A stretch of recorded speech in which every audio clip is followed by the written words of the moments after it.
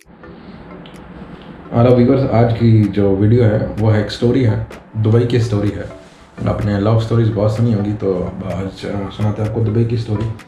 कि दुबई अगर आप 30 साल पहले देखें तो इनके हालात बहुत ज़्यादा ख़राब थे। मुंबई और कराची के ये 10,000 गुना, वो 1,000 गुना, 10,000 गुना ज़्यादा तरक्की याफ्ता था हमारा इंडिया और हमारा पाकिस्तान में अभी जो 30 साल पहले जो दुबई था उससे। फिर हालात कैसे बदले और ये कैसे हुआ, इस पर हम डिस्कस करते हैं। मेरा नाम है अजहर नवीद और आप देख रहे हैं अजहर व्लॉग्स। तो जिन लोगों ने अभी तक सब्सक्राइब नहीं करा है वो नीचे सब्सक्राइब बटन पर क्लिक कर दें और साथ में बेल आइकन होगा उस पर भी क्लिक कर दें, ताकि जो मेरे आने वाली वीडियोस की नोटिफिकेशन आपको मिले। तो हम इनकी स्टोरी शुरू करते हैं। बहुत टाइम पहले की बात है। जो दुबई था बेसिकली, ये लोग मोती बेचते थे, पर्ल, ठीक है, जो समंदर की गहराई में हुआ करते थे। तो इससे इनकी सनत चला करती थी। फिर टाइम थोड़ा चेंज हो गया, आर्टिफिशियल मोती बनना शुरू हो गए और ज्वेलरी की तरफ लोग चले गए। तो लोगों ने ये जो कुदरती मोती हैं, जो लाल जिसको बोलते हैं उर्दू में, और पर्ल बोलते हैं, वो लोगों ने ख़रीदना बंद कर दिए। तो उनका कारोबार काफ़ी डाउन हो गया। फिर इन लोगों ने, क्योंकि ये जो है ना बहरा अरब है, जो उसमें ये लोग बिल्कुल सेंट्रल पोजीशन पे हैं इनको। तो बहुत सारे जो बहरी जहाज़ हुआ करते थे वो इनके थ्रू इनकी तिजारत हुआ करती थी। यहाँ पे एक दुबई क्रीक है जो काफ़ी गहरा है और सिटी के अंदर तक आता है। तो बड़े बड़े जहाज़ उसके अंदर वहाँ पे आ जाते, ठीक है, वहाँ पे लोडिंग अनलोडिंग होती, या बड़े बड़े जहाज़ वहाँ पे रुकते, वहाँ खाना वगैरह खाते, सब कुछ करते। तो वहाँ उसके हिसाब से इनको तिजारत के लिए यूज़ करते। एक अच्छा स्टाफ था जो तिजारत होती थी इंग्लैंड से इंडिया और भारत और जो पुराना हिंदुस्तान हुआ करता था वहाँ के लिए और बाकी कॉन्टिनेंट के लिए। तो एक बहुत ही अच्छी जगह पे ये था, तो लोग इसको तिजारत के लिए यूज़ करते थे। फिर बाद में जब ईस्ट इंडिया कंपनी आई और उन्होंने जो हिंदुस्तान था उस पर कब्ज़ा किया और वहाँ पे चले गए, तो यहाँ पे जहाज़ लोग रुका करते थे उनके, जो एरोप्लेन से आते थे, ठीक है, वहाँ से इंडिया से आते, ठीक है, हिंदुस्तान से वहाँ से आते, यहाँ पे रुकते, यहाँ पे इनकी रिफ्यूलिंग वगैरह होती और यहाँ से फिर वापस इंग्लैंड चले जाते। तो इसको ये एक स्टाफ बन गए यहाँ पे, जो ब्रिटिशर्स थे उनके लिए, बाकी सब लोगों के लिए सारे। यहाँ पे शारजा का एयरपोर्ट बेसिकली वो सब इस्तेमाल करते थे। शारजा में काफ़ी पुराना एयरपोर्ट था, तो उसको यूज़ करते थे ये लोग। उनको खाना वगैरह खिलाना, स्टफ, बड़े बड़े होटल इन्होंने बना दिए, और तो उन लोग वो यहाँ पे रुकते थे और यहाँ से फिर आगे चले जाया करते थे। फिर टाइम चेंज होता गया। फिर अबू धाबी में तेल निकल आया और बाकी स्टेट्स में भी तेल निकल आया। दुबई में तेल नहीं निकला। दुबई में तेल निकला लेकिन बहुत कम था। वो इनकी पूरी इकॉनमी में जितनी थी 1% था निकलता था। तो बाकी सबके पास तेल निकला। अबू धाबी के पास बहुत तेल निकला। पूरे वर्ल्ड का 9% जो ऑयल है वो अबू धाबी के पास है, और बाकी स्टेट्स के पास, हर किसी के पास तेल निकला है, मगर दुबई के पास नहीं निकला। तो दुबई का जो किंग था, ठीक है, उसके दिमाग में आइडिया कि इसको कैसे ठीक किया जाए।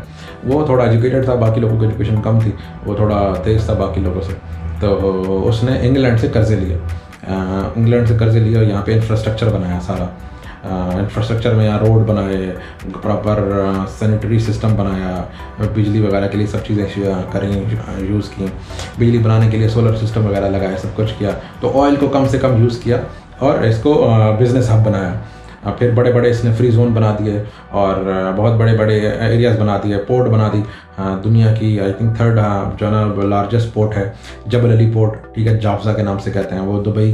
वहाँ फ्री जोन बना दिया कि बाहर की कंट्री जितने फॉरेनर्स हैं वहाँ पे कंपनीज बना सकते हैं, वो 100% उसके ओनर रहेंगे। तो दुबई की जीडीपी में अभी भी जबल अली जो पोर्ट है वो 25% उससे इनकम आती है, ओवरऑल जितनी इनकी इनकम है। फिर इन लोगों ने बड़ी बड़ी बिल्डिंग्स बना दी और ऐसा अट्रैक्टिव बना दिया, इसको मार्केटिंग इस तरह अट्रैक्टिव करी कि दुबई में सब कुछ बड़ा इनके पास ही है।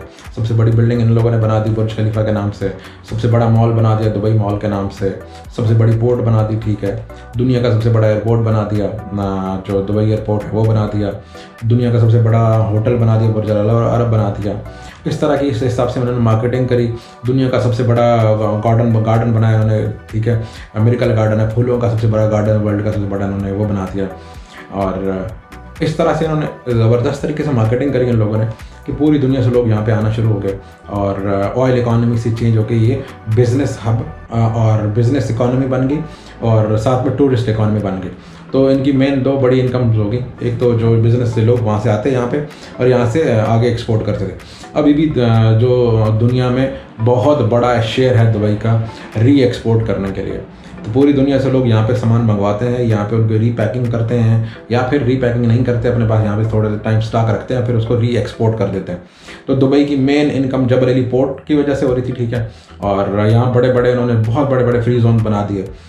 तो उन फ्री जोन में क्या था कि फॉरेनर्स जैसे इंडिया में प्रॉपर्टी नहीं खरीद सकते, बाकी कंट्रीज़ में भी, पाकिस्तान में भी नहीं खरीद सकते, बाकी चीज़ों पे नहीं खरीद सकते, बट इन लोगों ने बोला कि आप 100% ओनरशिप में यहाँ कहाँ खरीद सकते हो। जैसे दुबई में दो तरह की मेन कंपनीज होती हैं, मेन लैंड कंपनीज और फ्री जोन कंपनीज। तो फ्री जोन कंपनी का बंदा 100% ओनर होता है। मेरे पास दोनों है, मेन लैंड में टेक्निकल सर्विस कंपनी है, उसमें मेरे को 51% का लोकल पार्टनर रखना पड़ता है, और जो बाकी मेरे पास फ्री जोन है, आजर कंसल्टेंट्स जो कंपनी है वो फ्री जोन है, वो उसका 100% मैं खुद ओनर हूँ। तो इन्होंने दो तरह की कंपनी इस तरफ बड़े बड़े फ्री जोन बना दिए, जिसमें गोरे लोगों को ये थी कि आप 100% उसके ओनर हैं और आप ही क्या उसको चला सकते हैं, आपको कोई और आपके पैसे को रिस्क नहीं है। तो कंपनी उन्होंने बना दी, बहुत सारे लोग उसमें आ गए, और उन लोगों ने यहाँ पे इन्वेस्ट करा, यहाँ पे कारोबार करा, फिर इससे खुद इकॉनमी बढ़ती गई। इन वहाँ से पैसे आए, इन्होंने और जगह पे लगाए, मेट्रो बना दी, बहुत बड़ा मंसूबा था। ये दुनिया की सबसे बड़ी मेट्रो है जो टोटली 100% ऑटोमेटिक है। मतलब हम इसको रिचार्ज करने के लिए मशीन में कार्ड डालते हैं, वो रिचार्ज हो जाता है, वो कार्ड को टच करते हैं, हम अंदर चले जाते हैं, जिस स्टॉप पे जाना होता है, फिर वहाँ पे मेट्रो रुकती है 20 सेकंड के लिए, हर स्टॉप पे रुकती है।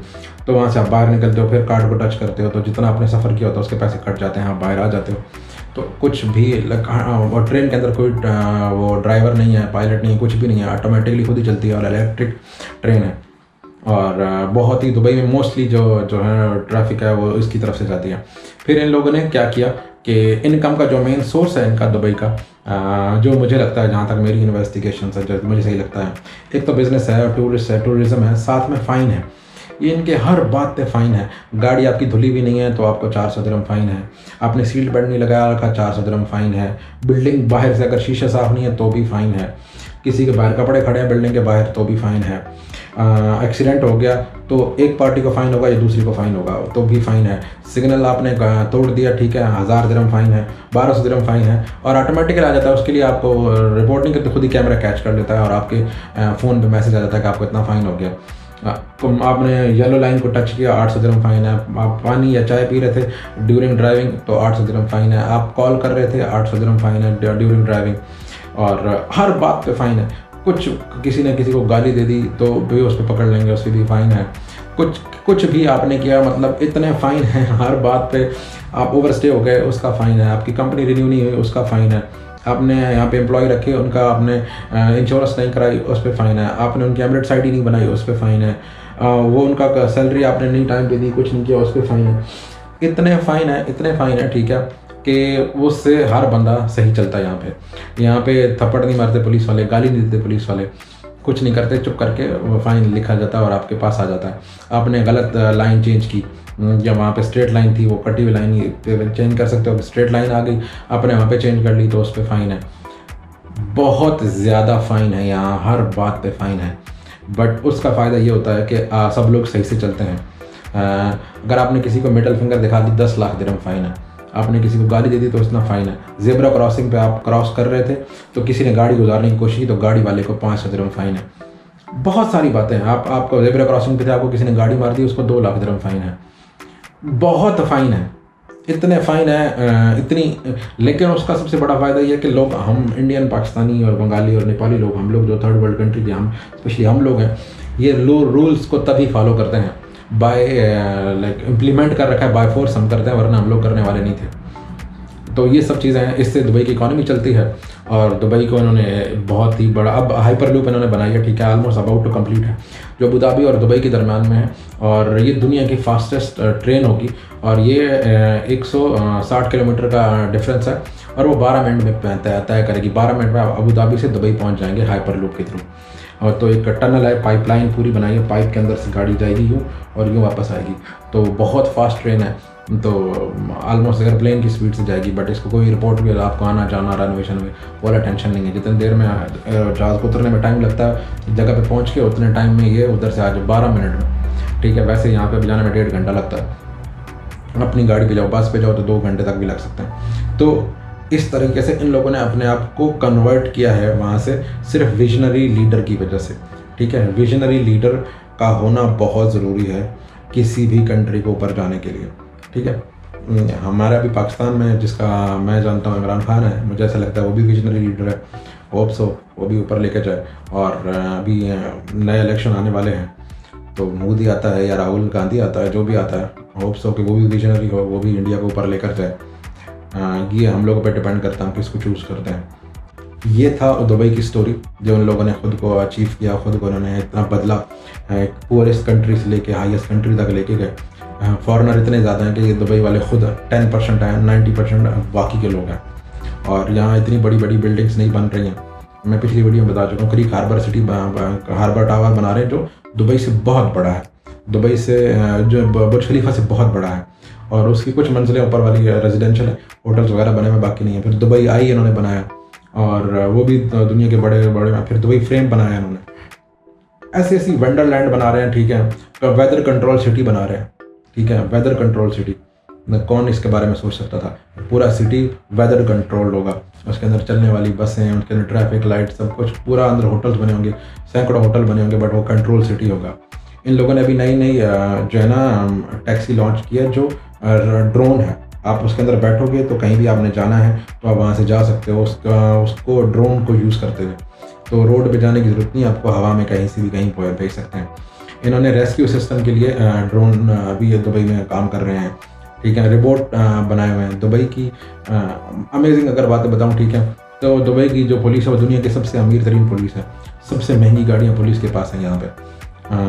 और छोटी छोटी अगर बातें आप देखें तो दुबई ओवरऑल हमारी जो कंट्री है पाकिस्तान और इंडिया, उनसे 20-25 साल आगे है। शायद ये चीज़ें हमारी कंट्री में 20-22 साल बाद आएँ, क्योंकि करप्शन इतनी ज़्यादा है पुलिस वालों से, हमें इतना डर लगता है। लेकिन यहाँ ऐसा नहीं है, बात बात पे लोग पुलिस बुला रहते हैं और पुलिस वाला बात को सुलझाने की कोशिश करता है, बढ़ाने की कोशिश नहीं करता। अगर आपको ये बातें अच्छी लगी हैं और आपको लगता है कि वीडियो फ़ायदेमंद है, और हम चाहते हैं कि हमारी कंट्री की भी स्टोरी कुछ ऐसी ही हो 10 साल बाद, 5 साल बाद, तो वीडियो को लाइक करें, सब्सक्राइब करें और शेयर करें दोस्तों में, ताकि उनके नॉलेज में थोड़ा इजाफा हो जाए किसी न किसी वे में।